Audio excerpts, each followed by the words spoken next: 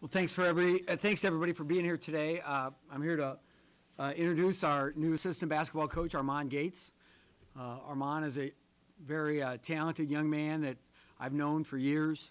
I got to know him through Porter Mosier, and I've always liked Porter's guys. You know, Coach Lewis lasted with Porter 2 weeks. Just 2 weeks. Yeah. I ran him out of town. Yeah, well, and you know, Armon's had an adventurous month, so to speak, and you know, I think my greatest concern is, you know, he was Under Armour in purple, he was Nike. We got to get him some Adidas red, and so, but no, I'm really excited about Armon and what he brings to the table. He's a great guy. He's a guy I've known for a long time. High energy, very good with the players, an excellent recruiter, especially in the middle of Big Ten territory. And with that, I'd like to introduce Armon Gates. Thank you guys for having me here today. Extremely excited to be a part of Husker Nation. Coach Miles has an unbelievable reputation, not only nationally, but, you know, obviously in the Big Ten. You know, our staff, really good friends with Nebraska staff. Obviously, I'm now part of that. Lou, we were on staff together at Loyola Chicago for about 2 weeks, and then I ran him out of town. Couldn't stand the guy. But no, I think it's gonna be a great fit here for me. Questions for you there. Armon, can you just talk about the time frame over the past month? Coach Miles hinted at it. Obviously, kind of a whirlwind for you. Just describe how you ended up sitting here today. You know what? It was a big time whirlwind for me. Started off left Northwestern, ended up going to Florida. Went to Florida for about 2.5, 3 weeks, and I did go to Coach White, and it was just a feeling that I had, and I went to talk to him and ask him if I can talk to Coach Miles to join his staff, and I reached out to Lou, and he told me what they were looking for, and that's when I approached Coach White, and it's all history from there. Tim, his name surfaced at all and in previous coaching searches? I mean, were you aware of him as far as, you know, his quick rise up the coaching ranks? Yeah, when I took, was I at CSU? Did I interview at CSU? No. I don't know if I was at CSU or not.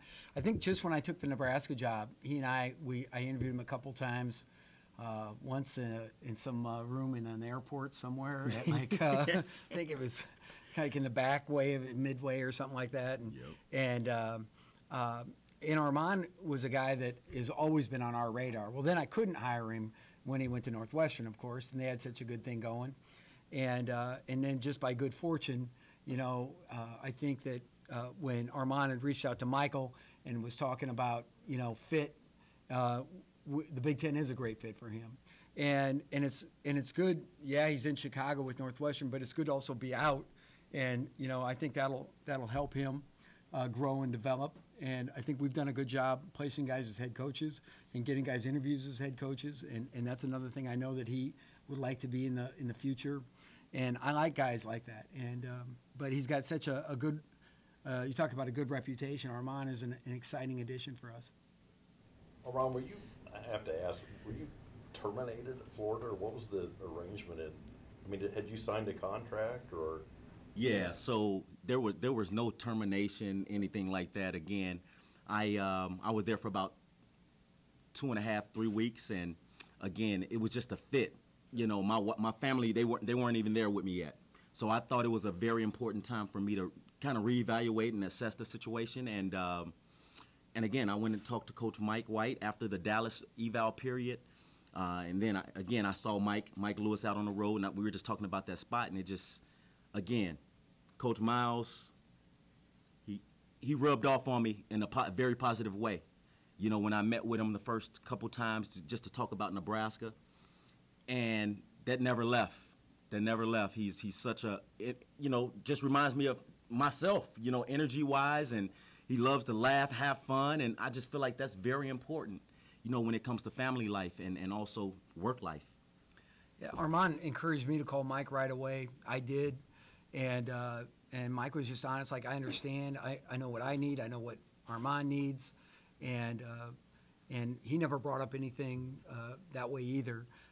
And so it really, you know, as you get into these things, and fit is a really important thing, obviously. We all know that.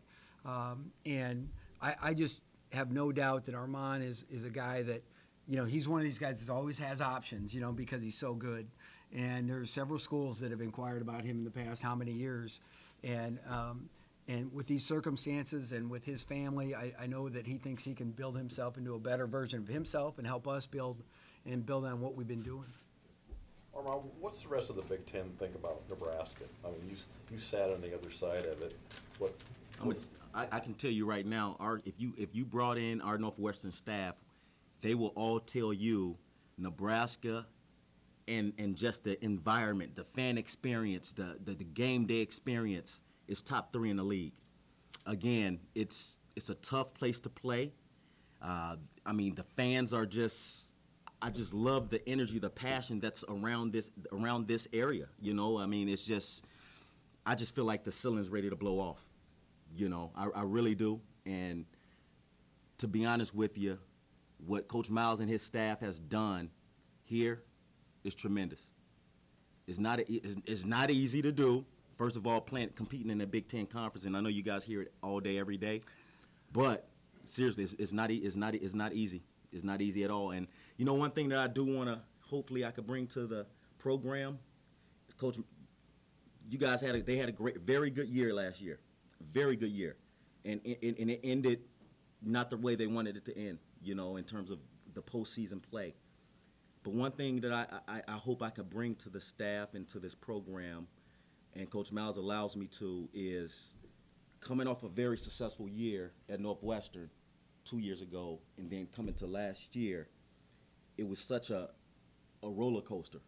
So hopefully I could kind of relay what we went through the past year and just kind of nip things in the bud, because you can have a very good year and come back the following year and you can just go down the drain. But I have so much confidence in this man right here that I'm next to, and M. Lou in the back.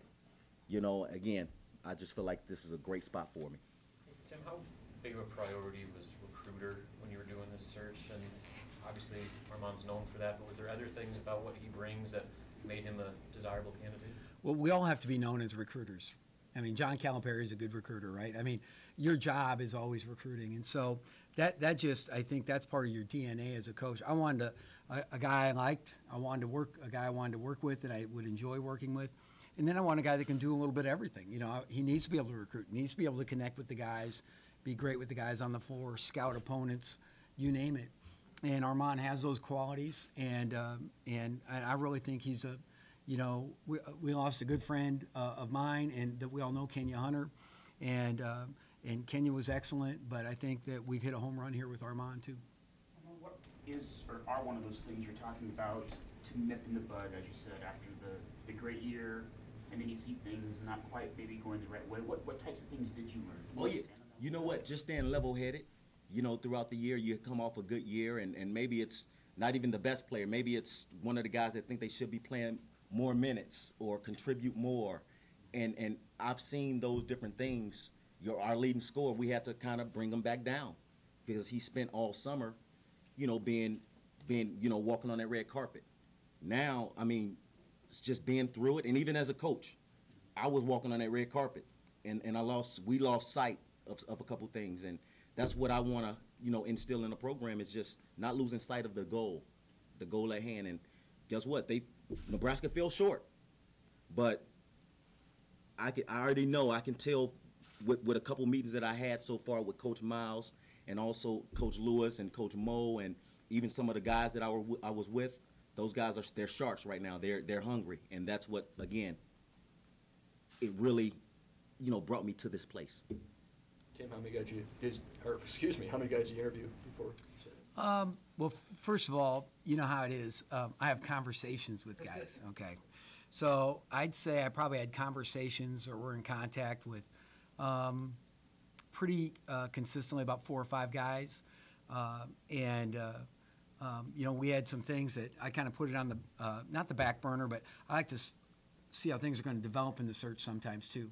Because, you know, for instance, if I would have hopped to it and I would have hired Armon wouldn't have been the guy. He would have been just starting in Florida day one, when I probably would have hired if I would have got right to it. But I think if you can let things develop and just let time kind of go, but there were some outstanding guys, really. You can see the level of attention. I always feel better about my program. You know, you lose a guy, and then to see what type of attention you attract, and it was a high grade level of attention. So, you know, getting back to the earlier report on Armon and about that tough year, and we certainly had one in 15 too.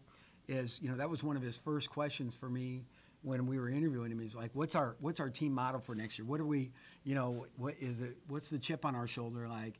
And he's serious about that. That is something that, you know, you really learn from, and I think he'll be great with just keeping an eye on that, you know. Armon, talk about where you can dig into recruiting, and specifically about Brewster Academy and your connections there. You know, honestly, I want to step in and honestly do it as I'm not sure how they done it ultimately here, but I want to do it as a staff. I think that's important. I don't think it should just be one person. Hey, this is my recruit, or listen. Guess what? It's a staff. It's called a staff for a reason. You know, it's a team sport. So we try to treat this thing as a whole. You know, and guess what? One time I evaluate a kid and don't like him, but M. Lou evaluates him 5 times and he has something different. But I can see those little intangibles that he's talking about. So that's why I think it's extremely important to do it together. Coach Miles, he's not available to be at every single kid's game, every single second, every minute. We all know Coach Miles like to have fun, so he may be sitting with his buddy at a game, and you know what, and maybe miss an exciting dunk or an important play. But guess what? It's all about doing it as a staff, you know, and that's our job as assistants, to have his back and bring in the type of players that can, you know, help this program continue to go up another notch. And with the Brewster Academy, obviously that's my alma mater, and Coach Smitty, he's gonna continue to, you know, feed us. And Brewster's, we growing strong over here in Husker land right now. We're growing strong, but we're looking to add a couple more pieces too. As far as on the court, how would you describe your coaching style, and are you going to work with guards primarily, or what's your role there? Again, as a staff, as soon as we sit down and talk about all those things, you know, I'm ready to go and work with whatever group is put in front of me, and hopefully we switch up every single day. Hopefully I can put my niche on the bigs and things that I've learned, and also with the guards and the wings, and different things of that sort. But my number one deal on the court is just energy, bringing energy and passion every single day. You know, obviously my energy level will be up and down, you know, throughout the course, you know, of the year, but that's my number one passion, and I just love bringing energy, you know, and either lifting someone up that's having a bad day, or, you know, keeping, like I said before, keeping them even keel, shooting them back down, and if they're feeling themselves too much, you know, I feel like I can, you know, bring a lot to the table. Recruiting-wise, at Northwestern, you guys sort of made an emphasis, or at least I've been told this, that you made an emphasis on sort of locking down that Chicago area and changing the recruiting approach with that. How'd you guys do that? Well, first of all, we had to identify the different student athletes that can, you know, thrive at Northwestern due to the academic requirements. But honestly, you have to identify them early, and we'll do the same thing here. We'll just identify what the needs are, and then we'll just continue to, you know, recruit our butts off and continue it every single day. I think Armon's probably, you know, I wouldn't look at him as just an Illinois or Chicago recruiter. I think he's done a good job in Ohio, Michigan, certainly some of the prep schools as a former prep school player. And, you know, he's recruited guys from Seattle, a little bit everywhere. Yep. And, you know, you always find a guy maybe here or there, and there's some kind of connection or link, or a guy you just really like and want to pursue. I think he's probably capable of just about going anywhere. Armon, do you know how to stop Derek Pardon? And if you do, would you share it with us? Hey, last year we did a decent job. I mean, he's left-handed, correct? Yeah. You know what? That is a start. But no, that's something that you know, obviously, we're all competitors out here. You know, and talking with Coach Collins the other day, you know, I called him and told him that I accepted the job, just, you know, to get his blessing. You know, because it's not normal to go from one Big Ten institution to the next. Coach signed off on everything. He knows I'm with good people. he loves Coach Miles and his staff. You know, Brian James on our staff is very good friends with Coach Mo. Yep. So there's connections, you know, there. Again, I work for Porter Moser, who's very good friends with Coach Miles over at Loyola Chicago. So to be honest with you, we're all competitors, and trust me that all the little details will be in that scouting report for sure. I talked to Chris and Brian James too about this, and because I think that is important that you have those discussions, and you know, I think that, you know, Armon brings a lot of value to us, is just like he had a lot of value everywhere, and we're all trying, you know, every program is trying for the same thing, which is to play championship level basketball, and I think Armon's been a part of that at Kent State as a player, at Brewster Academy, certainly with the run they had at Northwestern or at the NCAA and won. It's just, it's a great fit for us, and we're fortunate to have it. Anything else? While you're here, does Palmer and Copeland have any NBA workouts? Yeah. What, can I say all that? Right, I can say all that, can I? So James Palmer is with has been with the Celtics on Saturday. He was with Oklahoma City yesterday. I'm still organizing feedback on those two. He'll be with the LA Clippers tomorrow. I just hung up the phone with them over lunch. And then Isaac Copeland next week will be with Boston and Milwaukee. We've also taken calls from Cleveland, Houston, and some other franchises. How about that? Do you have any kind of timeline on when they might make their final decision? Yeah, I was with Isaac and his family yesterday morning for breakfast after he graduated. You know, we had 3 graduates. Congratulations to Evan and Malcolm and Isaac. It's awesome to see those guys. But we had about an hour and a half lunch and just walked them through the whole process, just really as an educational opportunity for them and what's going on that way. And that was good. So Isaac, you know, wanted to get through graduation, had his grandmother here, his family here, wanted to get through graduation before he did anything, so that's why he's a little bit later. But what we have, you know, is we've kind of got this week here, and we get into next week, and then the combine hits us, I think. What day's the combine hit us?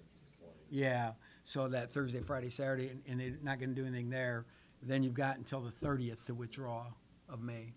Tim, sometimes a casual fan hears this player has declared for the draft and they freak out. But this is a positive. No, it's great. Yeah. So that's why I call it testing the waters. That's why our press release said testing the waters.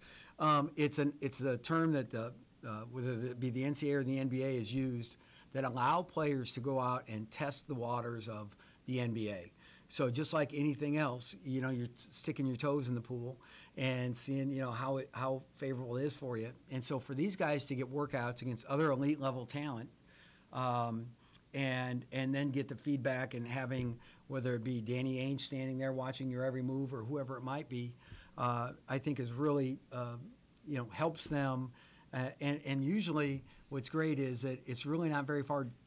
It's not very different from what we're telling them, you know. It's sometimes it matters on what you hear, and so I think it's really good for both these guys. Isaiah Roby, we gave his name to the undergraduate committee. They came back with, you know, they all 3 had about the same type of thing, which they could all potentially be could be third or second round picks. If they go in the 3rd, they're not going far, but. But you know, and so Isaiah's just at home working out with his trainer, and a lot of these guys are going to be at home doing workouts during the month of May and early June, and then we'll get them back for our June session. Did you put a percentage on Copeland and Palmer coming back? I everything's 50-50 to me, yes or no, right? And so I'd say it's more likely they come back than they go, and I will encourage them. You know, I've kind of got this standard of it used to be just a first-round pick. You know, if you could go in the first round where it was guaranteed contract and it was a 3-year deal like it was, that makes sense for a kid. And that's a real opportunity. You know, now with the 2-way contracts, you know, it might change a little bit. It might creep down into that. But what people have to remember is the 2-way contract came into the NBA last year. And so all those two-way contracts got gobbled up. It's not like they're open every year, you know? And so why that seemed really attractive, I could get a two-way. Well, there's somebody in that contract right now, you know? And unless they're going to waive or cut that player, you don't have that opportunity. So why that might have boosted the G League for a little bit and the NBA rosters in the short term, I think as time goes on, that will be a very healthy thing for NBA teams and can help the G League too. But I don't think these guys are, you know, fixated on playing in the G League next year, you know, or anything like that. I think they really think that we can have a good basketball team if they come back, but want to get all the information they can. Any other potential roster news? Nope, not yet. Did somebody else have something back there? We already asked, we're good.